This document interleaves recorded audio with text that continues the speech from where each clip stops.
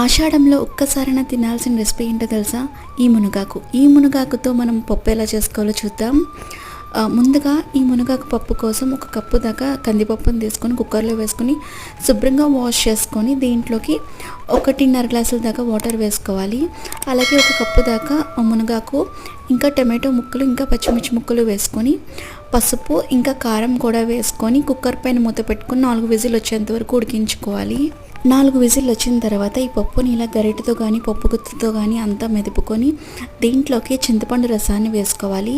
చింతపండు రసం కూడా వేసుకున్న తర్వాత ఒకసారి బాగా కలుపుకొని మీకు వాటర్ తక్కువైతే కొంచెం వాటర్ వేసుకొని అలాగే రుచికి తగినంత ఉప్పు వేసుకొని మరిగించుకోవాలి. ఇలా ఒక 10 నిమిషాల పాటు మరిగించిన తర్వాత కడాయిలోకి ఆయిల్ వేసుకొని వెల్లుల్లిపాయ రెబ్బలు, ఆవాలు, జీలకర్ర ఇంకా మినపప్పు వేసుకొని ఎండుమిర్చి, కరివేపాకు వేసుకొని మరుగుతున్న పప్పులోకి వేసుకుంటే మునగాకు పప్పు రెడీ అండి. వీడియో నచ్చితే ప్లీజ్ సబ్స్క్రైబ్ చేయండి.